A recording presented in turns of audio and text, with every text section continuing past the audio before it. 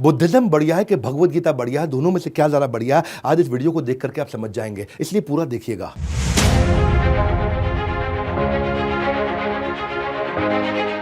कुछ सवालों को ध्यान से सुनिएगा। अगर भगवान ने हमें बनाया है तो वो हमें इतना दुख क्यों देते हैं? अगर उसी भगवान ने हम सबको बनाया है तो आपस में इतनी नफरत क्यों है? मैं तो एक अच्छा इंसान हूं, अच्छे लोगों के साथ बुरा क्यों होता है? एक दिन सबने संसार छोड़ के जाना है, तो किसी के जाने से फिर मुझे दुख क्यों होता है? ये सारे सवाल आज से 2500 साल पहले, अगर एग्जैक्ट कहूं तो 2600 साल पहले एक इंसान के मन में आए थे, जिनका जवाब ढूंढने के लिए उसने रातों रात अपना महल छोड़ दिया था। नमस्कार, विवेक बिंद्रा बोल रहा हूं, फाउंडर एंड सीईओ बड़ा बिजनेस.com। खड़ा होके आ गया हूं एक के बाद एक, हर संडे को सुबह 8 बजे पावरफुल केस स्टडी लेके आ रहा हूं। और आज बात करेंगे श्री गौतम बुद्ध की, द फाउंडर ऑफ बुद्धिज्म। जिस समय गौतम बुद्ध बैठ करके मेडिटेशन करते थे, उस समय खूंखार से खूंखार जानवर, शेर, हाथी, चीता, हिरण आप आसपास आकर के बैठ जाते थे। वहीं जिराफ, जेबरा, मंकी, वुल्फ, जो भी जानवर हो वो आकर के बैठ जाते उनके मेडिटेशन के आसपास। ना उनको हार्म पहुंचाते थे, ना आपस में लड़ते थे। खतरनाक पशु भी। कल बुद्ध पूर्णिमा का दिन है, इसीलिए आज गौतम बुद्ध का स्मरण करने के लिए हम लोग आए हैं। वो निर्वाण जो गौतम बुद्ध ने प्राप्त किया, उनके साथ में आज मैं कुछ सुंदर कहानियां बताऊंगा। जीवन बदल देंगी, जीवन बदल देंगी आज ये कहानियां। लॉर्ड बुद्धा ये 9वें इनकारनेशन थे भगवान कृष्ण, यानी कि भगवान विष्णु के मत्स्य, वराह, कूर्म, वामन, नरसिंह, राम, बलराम, परशुराम, बुद्ध, कल्कि। बुद्ध मतलब 9th इनकारनेशन, कल्कि अभी आने हैं। तो आज हम बुद्धा की बात करेंगे, उनकी शुरुआतों के दिन की पहली कहानी, जिस कहानी का नाम है दुखालयम अशाश्वतम। क्या ये कहानी है? महाराज शुद्धोदन, सम्राट शुद्धोदन और उनकी महारानी महामाया, इनके पुत्र थे गौतम बुद्ध। जब महारानी महामाया जन्म देने वाली थी एक बच्चे को, तो सोची कि मैं अपनी मां के घर जाती हूं। अपनी मां के घर जाने के लिए जब अपनी टीम के साथ अपने आसपास जो उनके सारथी थे उनको लेकर जा रहे थे, तो रास्ते में उनको प्रसव पीड़ा हुई। जिस स्थान पर प्रसव पीड़ा हुई उसको बोलते हैं लुम्बिनी। ये नेपाल में पड़ता है आज के समय में, पहले भारतवर्ष में था। लुम्बिनी में एक पेड़ के नीचे उन्होंने गौतम बुद्ध को जन्म दिया। आज भी वहां पे लगभग 12 लाख टूरिस्ट हर साल जाते हैं, फॉरेन टूरिस्ट पूरी दुनिया से, और खास तौर से इंडिया, थाईलैंड, श्रीलंका, चाइना। आज जब ये इनका जन्म हुआ तो किसी योगी ने उसी समय बता दिया था कि या तो ये महान संत बनेंगे या महान सम्राट बनेंगे। महाराज सम्राट शुद्धोदन ने जब बात सुनी तो उन्होंने सोचा कि ये महान सम्राट बनने चाहिए, संत नहीं। अगर संत बन गया तो मेरे आगे उत्तराधिकारी कौन होगा? और ये संत ना बन जाए, इसके मन में वैराग्य ना आ जाए, तो इसे सभी प्रकार के दुख, तकलीफों से, समस्याओं से दूर रखता हूं। जब ये कभी दुख देखेगा ही नहीं तो उसके मन में वैराग्य आएगा ही नहीं। तो उन्होंने उनको महल के अंदर, राजमहल के अंदर ही पालन पोषण किया। बहुत सुंदर अप्सरा जैसी खूबसूरत एक देवी के साथ उनका विवाह भी कर दिया। 19 साल की उम्र में उनका विवाह हो गया और ये कभी राजमहल से बाहर निकले नहीं। सारी सुख सुविधा, सारे फूड, क्लोथिंग, प्लेजर वहीं इनको मिल जाते थे।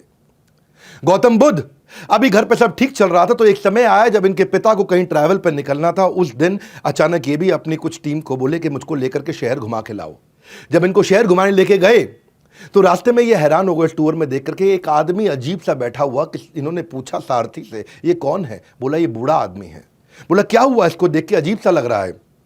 बोले ये बूढ़ा आदमी है, हर इंसान को बूढ़ा होना है, एक दिन हर व्यक्ति बूढ़ा हो जाएगा। इनका रियलाइजेशन हुआ कि एक दिन मैं भी बूढ़ा हो जाऊंगा। आगे गए तो उन्होंने देखा कि एक आदमी करहा रहा है, सड़क पर लेटा हुआ है। उन्होंने पूछा क्या हुआ? बोले ये बीमार है। बोले बीमार क्या होता है? बोले बीमार, क्योंकि पहली बार निकले अपने राजमहल से बाहर, तो बोले बीमार मतलब जब बीमारी लग जाती है, हर आदमी को बीमारी लगेगी। उन्होंने पूछा मुझको भी लगेगी? बोला हाँ लगेगी। और आगे गए तो राम नाम सत्य है, इस प्रकार एक शव यात्रा जा रही थी। उन्होंने पूछा ये क्या हुआ? बोला किसी का देहांत हो गया है, इसकी मृत्यु हो गई है। उन्होंने बोला वो क्या होता है? बोला हर व्यक्ति का देहांत होता है, मृत्यु होती है। इन्होंने कहा क्या मेरी भी हो जाएगी? बोला आपकी भी होगी। उस दिन गौतम बुद्ध ने रियलाइज किया कि मैं यहां क्या कर रहा हूं, इन सब प्लेजर्स और नॉनसेंस में मैं कर क्या रहा हूं, मैं क्यों अपना समय बर्बाद कर रहा हूं? अगर हम सब ने जन्म, मृत्यु, जरा, व्याधि, ये चारों तकलीफें, यानी कि जन्म होना, उनकी डेथ होना, बीमारियां आना, बुढ़ापा आना, ये सबके साथ होगा। अगर तकलीफें, बुराइयां, परेशानियां सबके साथ आएंगी तो इसका मतलब क्या मैं यहां पे बैठ के आराम करता रहूं? यहां तो इसका अर्थ ये हुआ कि हमारे को जीवन मिला किसी हायर पर्पस के लिए। ये अपने आप को रोक नहीं पा रहे थे, छोड़ना चाहते थे, ये बाहर निकलना चाहते थे बहुत दिन से। वैसे तो योगी महात्मा ने पहले बता दिया था ये महान संत या महान सम्राट बनेंगे, तो उनके संत के लक्षण बाहर आने लगे। ये घर पे रह करके इनको स्ट्रगल होने लगा, ये पत्नी के साथ, इनको बच्चे के साथ में वो सुख नहीं मिल रहा था। ये इन सारे प्रश्नों का उत्तर ढूंढना चाहते थे, जो प्रश्न मैंने आपको बताए, जिसके लिए ये निकलना चाहते थे, नहीं निकल पा रहे थे। पर एक दिन रात को चोरी छिपे चोर की तरह चुपचाप उठे, पीछे मुड़ के नहीं देखे, निकल गए। पीछे मुड़ के नहीं देखे क्योंकि उनको मालूम था पीछे मुड़ूंगा तो मेरे पुत्र का प्रेम और मेरी पत्नी, धर्म पत्नी जिनसे बहुत प्रेम करते थे, वो उनको वापस खींच लेगा। ये चुपचाप निकल गए। और भगवत गीता की लेसन, वो लर्निंग यहां पे क्या उन्होंने एस्टैब्लिश किया, भोग ऐश्वर्य प्रसक्ता नाम तया भृत चेतसाम व्यवसायत्मिका बुद्धि समाधो न विधीयति। जिस व्यक्ति की फोकस्ड बुद्धि नहीं है, समाधो न विधीयति, वो कभी भी समाधि में प्रवेश नहीं कर सकता। वो व्यक्ति जो भोग में और ऐश्वर्य में लगा है, तो उस दिन उन्होंने भोग और ऐश्वर्य त्याग दिया। इनका कहना था, भगवत गीता का 13वें अध्याय का 9वां श्लोक, जन्म मृत्यु जरा व्याधि दुख दोषानुदर्शनम अनुदर्शनम अनुदर्शनम। इन्होंने सारे दुखों को, उसका अनुदर्शन, उसका दर्शन किया, उसको समझा, उसको पहचाना कि इस जीवन के अंदर जन्म मृत्यु जरा व्याधि ये बहुत बड़े बड़े दुख हैं। अब ये निकल पड़े अपनी आध्यात्मिकता की खोज की यात्रा में। कई महीने साल बीत गए। आपको एक कहानी सुनाता हूं। एक आउटकास्ट वुमेन, जिसको बोलते हैं अछूत साधारण समाज के अंदर, वो रास्ते में एक मटका लेकर के ठंडा शीतल जल चलते चली जा रही थी। धूप का दिन था, बहुत गर्मी थी। भगवान बुद्ध ने उसको रोका, कहा कि क्या तुम मुझे थोड़ा जल पिला सकती हो? बोली, ब्राह्मण मुझसे जल मत मांगिए, क्योंकि ये योर होलीनेस, मैं कंटामिनेटेड हूं, मैं दूषित हूं। उन्होंने पूछा, बोल के दूषित कैसे हो? बोले, क्योंकि मैं आउटकास्ट हूं, मैं लो कास्ट हूं, मैं नीची जाति की हूं। इन्होंने कहा, मैंने पानी मांगा है, तुम्हारी जाति को नहीं मांगा है, जाति नहीं पूछी तुम्हारी। वो बोले, हे ब्राह्मण, लेकिन मैं तो आउटकास्ट हूं। तो वहीं गौतम बुद्ध ने जवाब दिया, वो इंसान जो खुंदक खाता है, गुस्सा खाता है, लालची है, ईर्ष्या रखता है, द्वेष रखता है, बेशर्म है, जिसमें बुराइयां हैं, बेईमान है, पाखंडी है, वो नीची जाति का है। जाति जिसमें जन्म हुआ वो डिफाइन नहीं करती। और यही lesson Buddhism and Bhagavad Gita आज जो बात कर रहे हैं, चातुर्वर्ण्यम मया सृष्टम गुण कर्म विभागश, गुण कर्म विभागश, कि जो वर्ण है आपका वो गुण और कर्म पे विभाजित है। आपके क्या गुण आप डिस्प्ले कर रहे हैं और कैसे कर्म है आपके, ये जन्म विभागश नहीं है, ये गुण कर्म विभागश।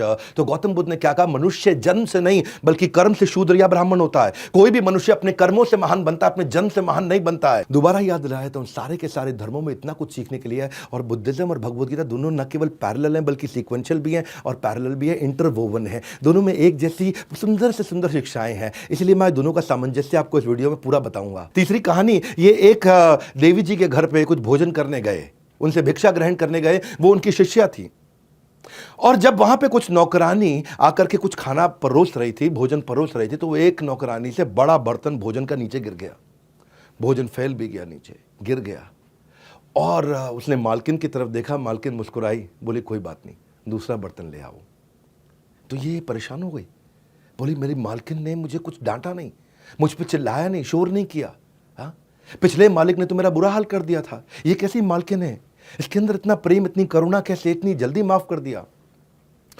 तो गौतम बुद्ध जब चले गए तब उन्होंने अपनी मालकिन से पूछा कि आपको गुस्सा क्यों नहीं आया मेरे ऊपर? तो मालकिन प्रेम से मुस्कुरा के बोली, अपने ब्लाउज से एक साइड से एक कागज निकाला और चिट्ठी दिखाई। बोला कि आज सुबह सुबह मुझे संदेशा आया है कि मेरे पति और मेरे 8 पुत्रों का देहांत हो गया, किसी ने उनकी हत्या कर दी। बोला जब मैं उससे दुखी नहीं हुई और तब भी अनअफेक्टेड मुस्कुराहट के साथ भगवान की सेवा कर रही हूं, तो आपका बर्तन गिरना तो बहुत छोटी सी बात है। वो नौकरानी हैरान हो गई, बोले इतना बड़ा हादसा, आप हैरान नहीं हुए? वो बोली क्योंकि मैं भगवान बुद्ध की शिष्या हूँ, मैं उनकी डिसाइपल हूँ।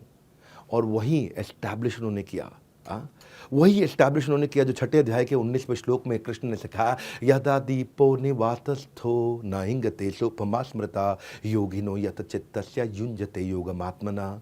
जैसे दीपक, जैसे दिया, एक विंडलेस मतलब जहाँ हवा नहीं है, निवात, जहाँ वात यानी वायु नहीं है, वह आराम से टिक के जलता रहता है। वो दिया ऐसा हिलता नहीं है, वेवर नहीं करता, हाँ, आराम से जलता रहता है। उसी प्रकार योगी का भी चित्त इसी प्रकार स्टेबल रहता है। जिसने, गौतम बुद्ध कहते हैं कि जिसने अपने मन को वश में कर लिया, उसकी जीत को देवता भी हार में नहीं बदल सकते हैं, जिसने अपने मन को वश में कर लिया।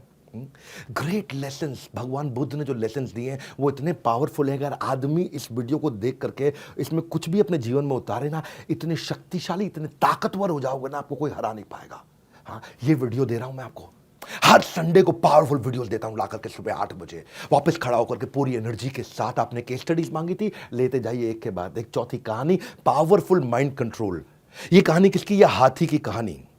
एक हाथी जो राजा का सबसे शक्तिशाली, पावरफुल, ओबीडियंट, सेंसिबल और स्किलफुल हाथी था, लड़ने में, युद्ध कौशल में पारंगत हाथी, हर युद्ध को जिता के लाता था अपने महाराज, अपने सम्राट को। वो हाथी एक दिन एक दलदल में फंस गया, और दलदल में फंस गया। उसका मिट्टी के अंदर, चिकनी मिट्टी के अंदर उसका पांव उतना अंदर चला गया, बाहर नहीं आ पा रहा। सबने बड़ा जोर लगाया, बहुत मेहनत की, बहुत प्रयास किया, लेकिन हाथी बाहर नहीं आ सका। पानी पीने गया था और फंस गया अंदर। जब सबने सारा जोर लगा लिया तो उसके बाद उन्होंने गौतम बुद्ध को बुलाया, बोला भगवान बुद्ध आप मदद करिए। भगवान बुद्ध ने आसपास देखा और एक बोला छोटा सा काम करो, सब लोग जाओ और युद्ध के नगाड़ों को लेकर के आओ, और युद्ध के नगाड़े ढा ढा ढा ढा ढा ढा ढा ढा ढा ढा जोर से बजाओ। और युद्ध के नगाड़े बहुत तेज बजाए जाने लगे। लोग हैरान थे, यार ये क्या आंसर हुआ, लेकिन बोले जो मैं कह रहा हूं वो करिए। युद्ध के नगाड़े जब तेजी से बजाए तो हाथी अचानक हिला, बहुत तेज उसने गर्दन हिलाई और शोर मचाया, सूंड ऊपर उठाई, एक पांव निकाला, दूसरा पांव निकाला, हाथी बाहर निकल आया। तो लोग हैरान हो गए, बोले ये हाथी जिसको निकालने के लिए सबने जोर लगा दिया, युद्ध के नगाड़े सुनते ही बाहर आ गया। तो गौतम बुद्ध से पूछा ये कैसे हुआ? भगवान बुद्ध ने कहा इसकी फिजिकल एबिलिटी में कमी नहीं थी, इसको बस थोड़ा सा कॉन्फिडेंस और मोटिवेशन चाहिए था। वो युद्ध का कॉन्फिडेंस, मोटिवेशन, वो ढोल नगाड़े सुनते ही इसके अंदर वो ताकत वापस आ गई। अगर आपको भी कोई धक्का लगाने वाला, आपको भी कोई मोटिवेट करने वाला, आपको भी ऐसा कम्युनिटी, ऐसे लोग आजू बाजू मिल जाए जो आपको मोटिवेट और कॉन्फिडेंस देकर के बढ़ा सकें, तो आप में भी फिजिकल कमी नहीं है। अर्जुन के अंदर भी फिजिकल कमी नहीं थी, मेंटल कमी थी, जो कृष्ण ने उनको देकर के मोटिवेट किया। ऐसे लोगों के आसपास अपने आप को सराउंड कर लो। कृष्ण क्या कहते हैं? क्लैब्यम मास्म गमा पार्था नैतत्व उपपद्यते शूद्रम हृदय दौर्बल्यम त्यक्त्वा उत्तिष्ठ परंतप। खड़ा हो जाओ अर्जुन, उत्तिष्ठ। कैसे तुम्हारे अंदर इतनी दुर्बलता आ गई अर्जुन? ऐसा कोई आसपास आपको कॉन्फिडेंस, मोटिवेशन देने वाला चाहिए। हतो वा प्राप्स्यसि स्वर्गम जित्वा भोक्ष्यसे महिम तस्मादुत्तिष्ठ। कौन थे? युद्धाय कृत निश्चय। दूसरे अध्याय का 37वां श्लोक। कृष्ण क्या कहते हैं कि हतो वा प्राप्स्यसि स्वर्गम, अगर तुम्हारी हत्या भी हो गई, हतो वा प्राप्स्यसि, तुम स्वर्ग को प्राप्त कर जाओगे, क्योंकि तुम अपना धर्म का पालन कर रहे हो। जित्वा भोक्त्वा भोक्ष्यसे महिम, और अगर जीत गए, जित्वा तुम जीत गए, तो तुम भोक्ष से भोगोगे इस पूरी पृथ्वी को, इस पृथ्वी को तुम स्वर्ग बना करके भोगोगे। इसलिए तस्माद उत्तिष्ठ, कौन थे? खड़े हो जाओ कुंती पुत्र अर्जुन, युद्धाय कृत निश्चय, निश्चित रूप से खड़े होकर युद्ध करो। कि अर्जुन अगर तू हारा तो तू स्वर्ग में जाएगा, लेकिन अगर तू जीत गया तो तू धरती को स्वर्ग बनाएगा। तेरी तो दोनों के दोनों सिचुएशन में जीत है अर्जुन। इतना सा कॉन्फिडेंस, क्या बोले आपको भगवान बुद्ध? थोड़ा सा कॉन्फिडेंस देने वाला आजू बाजू आपको चाहिए, कोई ऐसा चाहिए, कोई आपके आजू बाजू ऐसे लोगों को सराउंड कर लो जो आपको इंस्पायर, मोटिवेट का और बस कॉन्फिडेंस दें और आप आगे निकल जाएं। मैंने इसीलिए ना बड़ी फोकस्ड कम्युनिटी ऐप बनाई है। फोकस्ड कम्युनिटी, सब कुछ फ्री है, फ्री में दे रहा हूं मैं आप लोगों को। जिसने बड़ा बिजनेस ऐप डाउनलोड नहीं किया ना, आज डाउनलोड कर लो। क्यों? सबके सब इधर उधर फालतू कंटेंट कंज्यूम कर रहे हैं, गाना बजाना सब चल रहा है। उन गाने बजाने को छोड़ करके एक ऐसी प्रोडक्टिव ऐप बना दी है जहां पे लाखों लोग एक दूसरे को आकर के कॉन्फिडेंस दे रहे हैं। वही जो भगवान बुद्ध ने कहा, मोटिवेशन दे रहे हैं ताकि लोग प्रोडक्टिव हो सके, पावरफुल हो सके। फेसबुक, इंस्टा, स्नैपचैट ये आपका जीवन खराब कर देगा। क्योंकि सच तो ये है कि आप इस देश के, आप अपने परिवार के, आप अपने माँ बाप के भविष्य हो। और एंटरप्रेन्योरशिप के आपको नए रास्ते चाहिए, वो मोटिवेशन, वो कॉन्फिडेंस चाहिए जो आप गोल से कभी ना भटको। वही नेक्स्ट न्यू बेटर आइडियाज देने के लिए। कौन मना कर रहा है रील्स देखने को? देखो रील्स, लेकिन कहां देखो? वो रील्स देखो जो आपको कॉन्फिडेंस और मोटिवेशन देते हो। इसी के लिए मैंने ऐप बनाई है, सबके लिए फ्री ऑफ कॉस्ट है, एकदम फ्री। ना आज पैसा ले रहे हैं, ना कल पैसा लेंगे, और लाखों लोग आके एक दूसरे की वहां मदद कर रहे हैं। और ये बड़ा बिजनेस कम्युनिटी की ऐप आप अपने सारे दोस्तों को बताइए, डाउनलोड करिए। वीडियो खत्म होता ही ना एक काम जरूर कर लेना, ऐप डाउनलोड करके अपना प्रोफाइल बना लेना। ऐसी रील्स मिलेंगी जो कहीं नहीं मिलेंगी लगातार आपको। इररिलेवेंट कंटेंट है ही नहीं। 5वीं कहानी, जब भगवान बुद्ध ने एक इंसान को माफ करने के लिए मना कर दिया, क्या कहानी थी? किसी को माफ करने के लिए मना करेंगे भगवान बुद्ध? किया था। क्यों किया था? एक बहुत अमीर बिजनेसमैन था, एक बार की बात बता रहा हूं आपको, बहुत अमीर बिजनेसमैन। और एक दिन वो शाम को घर जल्दी आ गया तो उन्होंने देखा कि उनकी धर्म पत्नी भगवान बुद्ध को कुछ खाना खिला रही है, भोजन करा रही है। वो बिजनेसमैन खुंदक में आया, बोला बेशर्म साधु, एबल्ड बॉडी है तुम्हारी, ताकतवर हो, शरीर से हट्टे कट्टे हो, कुछ करते क्यों नहीं? अपना राज्य साम्राज्य छोड़ करके आज भिक्षा मांग रहे हो, किसी काम के आदमी नहीं हो तुम। भगवान बुद्ध मुस्कुराए और आगे चलने लगे। जब चलने लगे तो उस आदमी को और खुंदक आ गए, और खुंदक, क्योंकि उसको ना मतलब बिल्कुल मतलब ये ऐसे समझ लो जैसे it added like a fuel, आग के अंदर घी डालने का काम किया भगवान की मुस्कुराहट ने। जब उसको और खुंदक आ गई, और खुंदक आई तो वो आदमी आगे आया और भगवान बुद्ध के मुंह पे थूक दिया। जब भगवान बुद्ध के मुंह पे वो थूक दिया, भगवान बुद्ध ने उसकी थूक को साफ किया, फिर मुस्कुराए और आगे चल पड़े। वो आदमी इतना डिस्टर्ब हो गया, इतना परेशान हो गया कि कोई रिएक्शन नहीं। पहले गाली बकी तो कुछ नहीं कहा, जब थूक दिया तो कुछ नहीं कहा, मुस्कुरा के आगे चले गए। वो आदमी सारी रात सो नहीं पाया। उनकी धर्मपत्नी ने कहा ये सबसे बड़े संत हैं, तुमने गलत किया। वो सारी रात सो नहीं पाया, भगवान बुद्ध से माफी मांगने गया। अगले दिन जब भगवान बुद्ध की सभा के अंदर जाकर के सबके सामने उसने माफी मांगी, बोले मुझे माफ कर दीजिए, मुझसे कल गलती हो गई। तो भगवान बुद्ध ने कहा मैं तो आपको माफ नहीं कर सकता, मैं कैसे माफ करूं आपको, मैं माफ नहीं कर सकता आपको। बोले आप माफ नहीं कर सकते, मुझे माफी दीजिए, प्लीज मुझे माफी दीजिए, मैंने गलत किया। बोले मैं कैसे माफ करूं, मैं आपको माफ नहीं कर सकता, आई कांट फॉरगिव यू, मैं आपको माफ नहीं कर सकता। आसपास के लोग हैरान, बोले भगवान बुद्ध तो इतने क्षमाशील हैं, ये क्यों माफ नहीं कर रहे। तो भगवान उनसे दोबारा जब पूछा तो भगवान बुद्ध ने कहा कि तुम किस बात की माफी मांग रहे हो। बोला कल मैंने आप पे थूक दिया। भगवान ने कहा वो कल था और मैं कल को याद नहीं करता, मेरे लिए हर दिन एक नया दिन है, और आज मेरे लिए नया दिन है, इसलिए मुझे कल याद ही नहीं। अब जब मुझे याद ही नहीं आपने कोई गलती करी, तो फिर मैं माफ़ कैसे कर सकता हूँ। माफ़ तो मैं तब करूँगा जब मुझे पता लगे कि आपने कोई गलती करी है। Since I don't remember what you did, how can I forgive you. Every morning we are born again. ये भगवान बुद्ध ने भगवद गीता के एक और प्रिंसिपल को बड़े अच्छी से एस्टैब्लिश किया। क्या कहते हैं, समझदार व्यक्ति वही कहलाता है जो धीरज रखने वाला हो, ना कि क्रोध करने वाला हो। देहिनो अस्मिन् यथा देहे कौमारम यौवनम जरा तथा देहांतरा प्राप्ति धीरस तत्र न मुह्यति।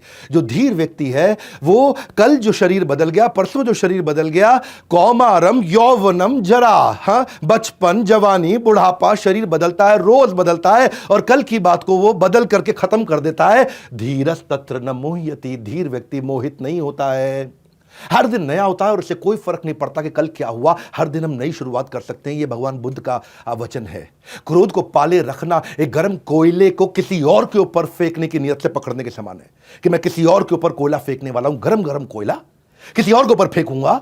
जब इस नियत से मैं उसको पकड़ता हूं तो पहला हार्म मुझे होता है, पहला मेरा हाथ जलता है, बाद में कि कोई और जले या ना जले ये पक्का नहीं है, लेकिन मैं जरूर जल जाऊंगा। छठी कहानी, सर्च फॉर हैप्पीनेस। भगवान बुद्ध के पास एक अश्वेत रंग की, साधारण भाषा में बोलते हैं थोड़े सांवले काले से रंग की एक लड़की आई। बोले मैं बहुत दुखी हूं क्योंकि मैं इतनी बदसूरत हूं, मैं बहुत दुखी हूं, मैं क्या करूं, मैं कैसे आनंद को प्राप्त करूं, कैसे मैं खुश हो जाऊं, मुझे खुश होने का उपाय दीजिए। इतनी अगलीनेस, इतना गंदा मेरा चेहरा है, मैं काली हूं, भद्दी लगती हूं, इसलिए मैं दुखी हूं, मेरे दुख को समाप्त करिए, मेरे को मुझे कोई रास्ता दिखाइए। भगवान बुद्ध मुस्कुराए, बोले मैं रास्ता दिखाना चाहूंगा, पर मेरा एक काम करिए, जाइए किसी ऐसे आदमी को पकड़ के मेरे पास ले आइए जिसके जीवन में कोई दुख ना हो और बहुत खुश हो। बोले बहुत आसान है। बोले कैसे आसान? मैं अपने किसान जिसके यहां काम करती हूं उसके पास जाती हूं, क्योंकि काम मैं करती हूं और कमाता वो है। तो वो किसान के पास गई, बोली मालिक कल भगवान बुद्ध के पास जाना है क्योंकि मुझे किसी ऐसे व्यक्ति को मिलाना है जो हमेशा खुश रहा हो, जिसके जीवन में कोई दुख ना हो।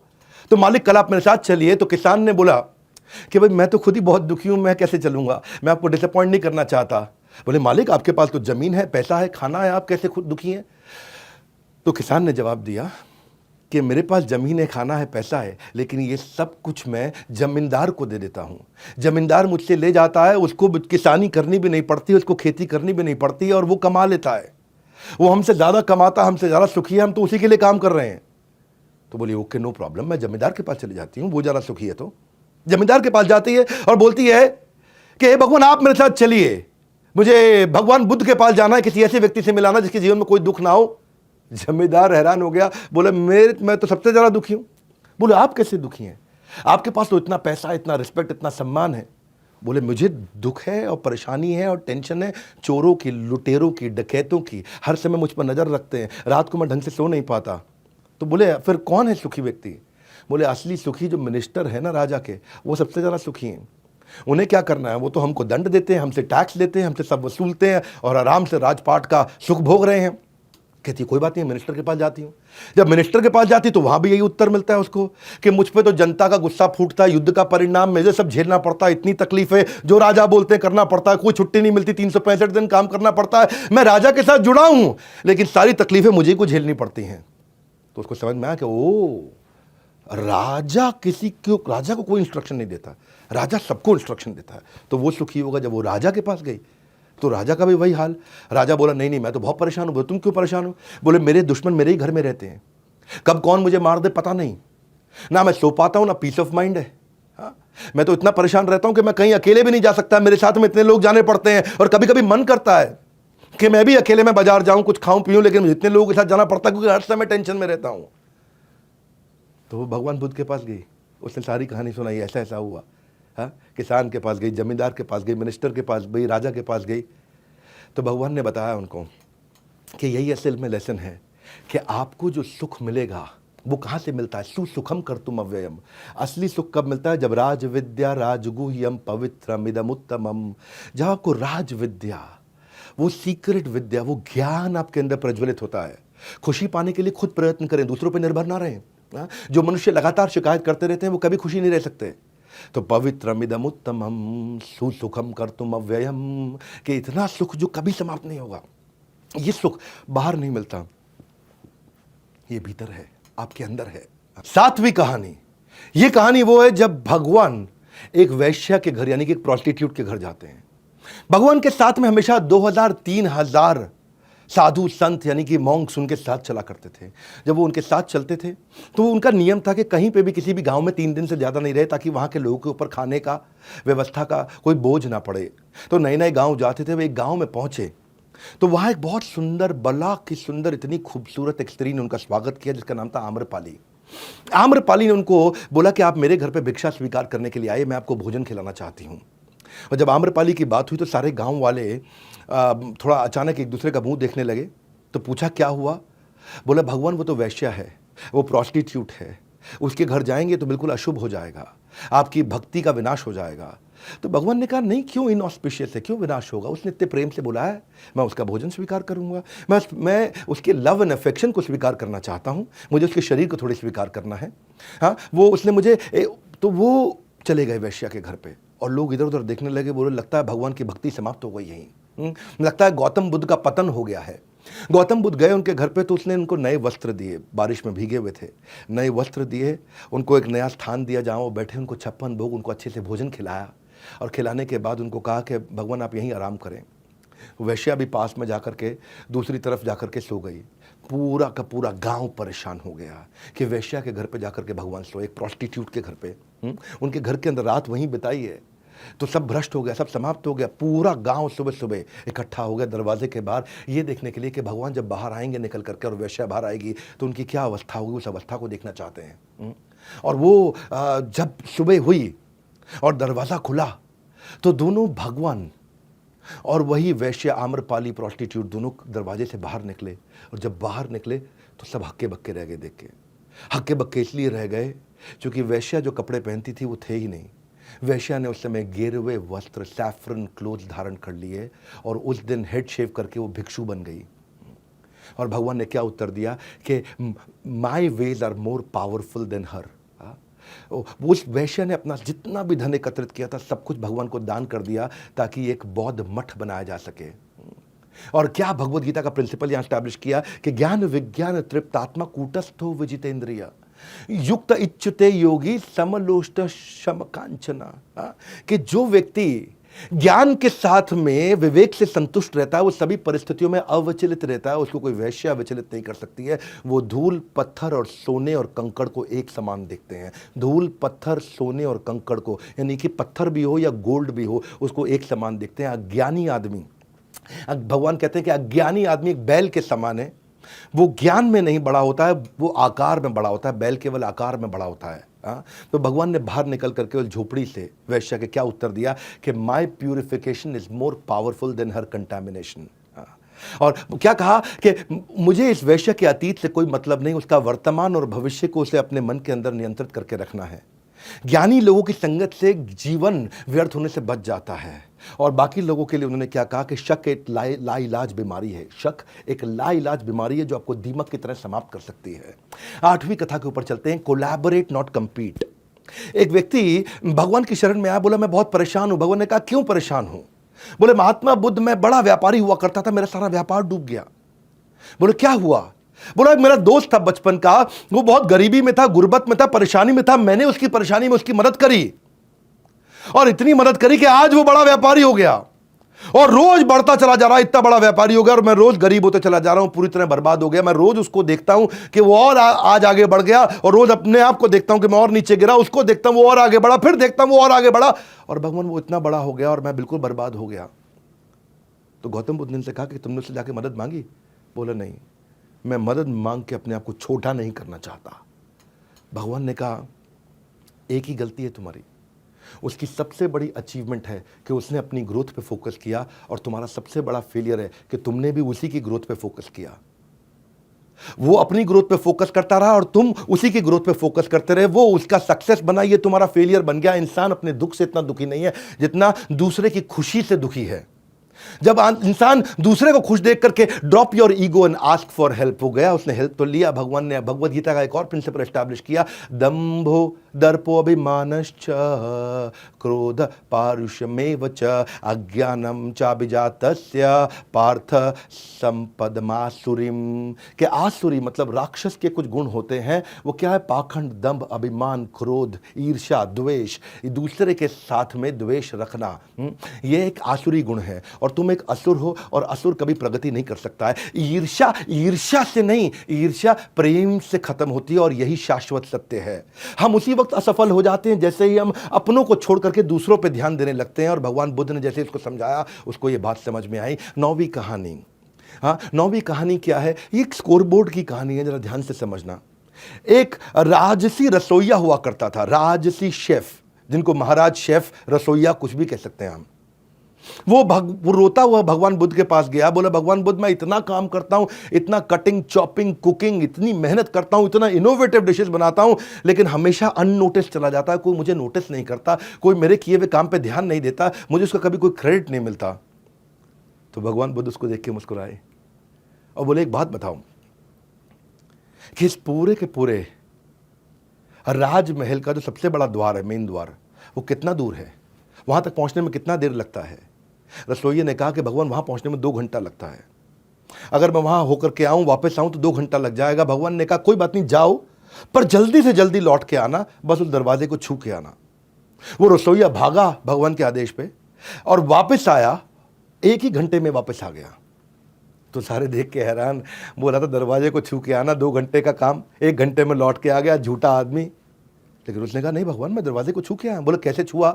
बोले मैं भागते हुए गया था और भागते हुए आया। भगवान ने कहा कि इन सब मानेंगे तभी जब तुम एक बार और करोगे। वो एक बार और गया, भागा और वापस छू के 1 घंटे में आ गया। लोग अभी भी नहीं माने, ये गया ही नहीं होगा, छुआ ही नहीं होगा। तो भगवान ने कहा फिर क्या किया जाए? उसने कहा कि भगवान एक काम करते हैं, अपने ही किसी एक शिष्य को बोलो कि वो उस द्वार पर खड़ा हो जाए, वो वहां जाकर के चेक करे कि मैंने उस द्वार को छुआ कि नहीं छुआ। भगवान ने कहा हाँ, मुस्कुराए, बोले ठीक है। वो जाके द्वार पे खड़ा हुआ, इस बार वो भागते हुए गया और फिर द्वार को छुआ और फिर लौट के 1 घंटे में आ गया। और सबने कंफर्म भी कर दिया कि हाँ ये तो द्वार तक आया था और 1 ही घंटे में लौट के आ गया। तो शिष्यों ने पूछा भगवान ये सारा क्यों किया आपने? बोला बस मैं यही बताना चाहता था कि जब काम कर रहे हो ना, तो ऐसे काम करो कि आइसोलेशन में ना हो, कंट्रीब्यूशन में हो और कोलैबोरेशन में हो, ताकि लोग आपको देख करके रिकॉग्निशन दे सकें। बोला क्या अर्थ हुआ?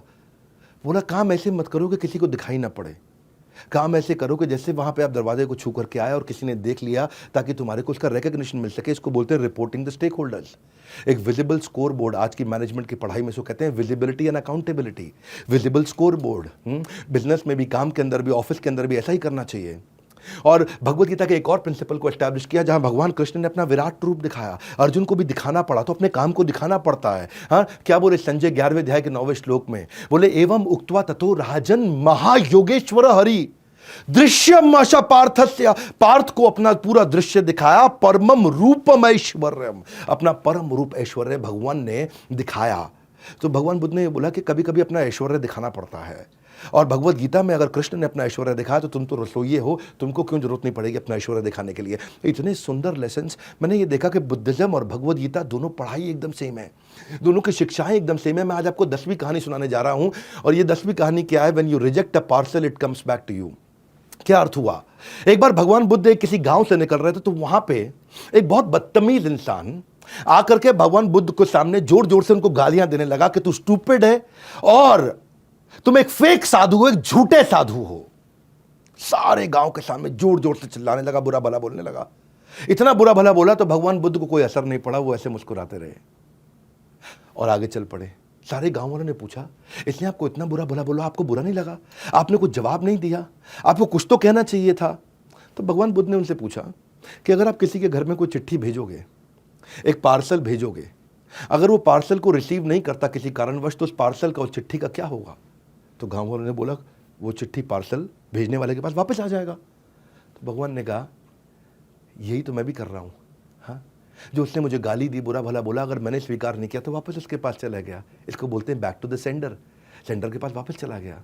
हाँ, क्योंकि मैंने तो उसको स्वीकार ही नहीं किया। जितात्मन प्रशांतस्य परमात्मा समाहित शीत उष्ण सुख दुखेशु तथा मान अपमानियो।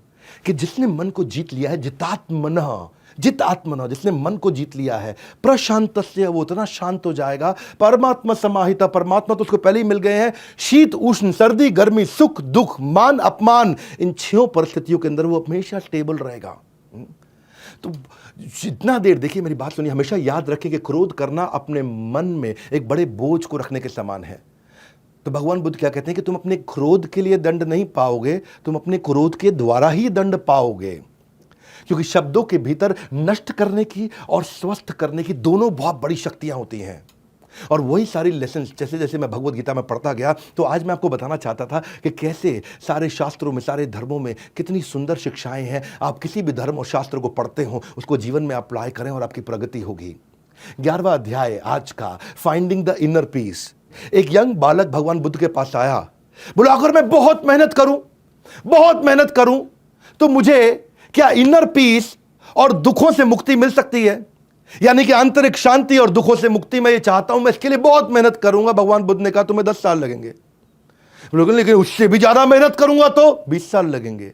अच्छा, 3 गुना ज्यादा मेहनत करूंगा तो 30 साल लगेंगे। वो लड़का परेशान हो गया, बोला जितना कहता हूं मेहनत करूंगा, भगवान कहते हैं और ज्यादा समय लगेगा। परेशान हो गया, डिसअपॉइंट हो गया। उन्होंने पूछा ऐसा क्यों? तो भगवान ने उत्तर दिया, happiness is not outside in, it is inside out.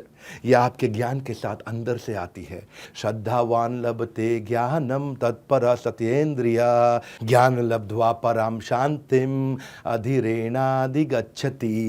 कि जिस व्यक्ति के अंदर ये ज्ञान आ जाता है, हाँ, जो अपने मन को कंट्रोल कर सकता है डिवाइन नॉलेज के साथ, वो एवरलास्टिंग सुप्रीम पीस को अपने आप हासिल कर लेगा। शांतिम अधिगच्छति, वो इस शांति को, गच्छति मतलब प्राप्त करने के लिए निकल चुका होगा, उसे कभी तकलीफ नहीं आती। और जहां तक रही बात दुखों की, तो दुखों के लिए भगवान ने कहा है युक्त आहार, युक्त विहार, युक्त चेष्टा, युक्त स्वप्ना, युक्त अवबोधस्य योगो भवति दुःखः।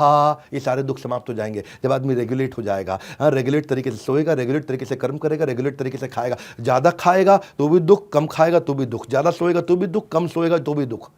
ज्यादा प्रयास करेगा तो भी दुख, कम प्रयास करेगा तो भी दुख। हाँ, और जो व्यक्ति थोड़े में खुश रहता है वो सबसे ज्यादा अधिक खुश रहता है। तो भगवान ने कई तरह से भगवत गीता के सारे प्रिंसिपल्स को एस्टैब्लिश करते चले गए। और आज की आखिरी कहानी, डिड वर्सेस डू। एक गांव के अंदर से जब भगवान निकले तो वहां कुछ अमीर लोग आए, बहुत अमीर लोग, वहां के राजा, बड़े बड़े व्यापारी आए, बड़े बड़े गिफ्ट लेकर के। इतने बड़े बड़े गिफ्ट लेकर के आए और भगवान उन गिफ्ट को रिसीव करते और अपने शिष्य को बोलते, डिसाइपल को बोलते कि इसको साइड में रख दो। और गिफ्ट रिसीव करते, डिसाइपल को बोलते साइड में रख दो। सबके सब गिफ्ट दिए जा रहे थे और भगवान उसको साइड में रखते चले जा रहे थे। मैं वहीं उन्होंने देखा कि एक बूढ़ी गरीब औरत पेड़ के पीछे छुपी हुई है और छुप छुप करके भगवान को देख रही है, छुप छुप करके भगवान को देख रही है। तो उन्होंने बुलाया, आप बाहर आओ। और बाहर आए। जैसे ही बूढ़ी औरत आई तो उन्होंने कहा कि भगवान मैं आपके सामने इसलिए नहीं आ पा रही क्योंकि मेरे पास आपको देने के लिए गिफ्ट नहीं है। और आधा खाया हुआ सेब था, उसने तुरंत वही भगवान को पकड़ा दिया और भगवान मुस्कुराए।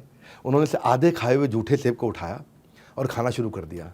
सारे शिष्य बोले कि भगवान इतने बड़े बड़े गिफ्ट आया, आपने वो रिसीव किए नहीं, साइड में रख दिए। इसने जूठा आधा खाया हुआ सेब, उसको आपने खा लिया।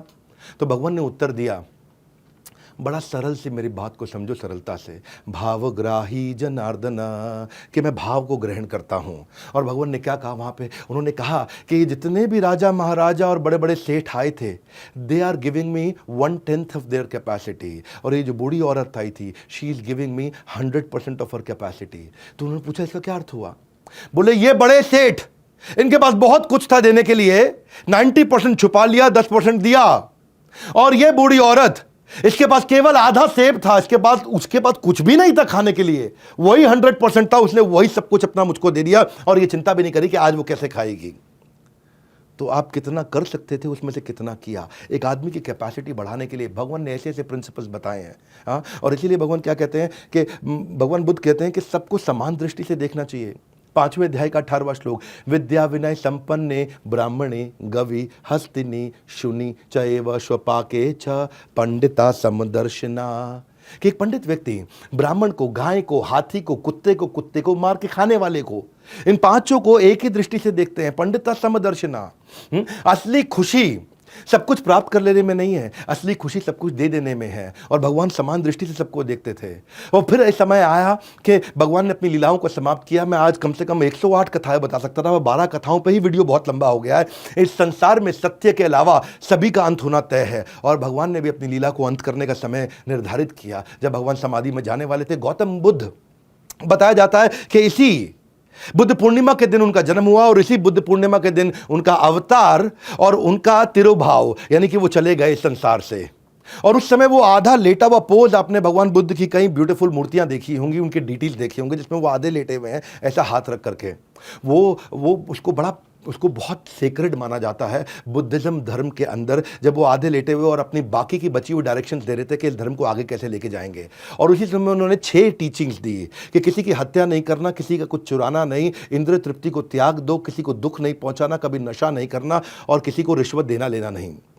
3 उन्होंने नोबल ट्रूथ दिए। क्या बोला कि दुख आएगा ही आएगा और दुख का कारण इच्छाएं हैं, और जिस दिन इच्छा समाप्त हो जाएगी दुख समाप्त हो जाएगा। 3 बातें, बहुत सुंदर बातें, बहुत सुंदर ज्ञान दिया उन्होंने कि दुख अपरिहार्य, अनअवॉइडेबल, आएगा ही आएगा, और इच्छाएं दुख का कारण है। जिस दिन इच्छा समाप्त हो गई दुख भी समाप्त हो जाएंगे।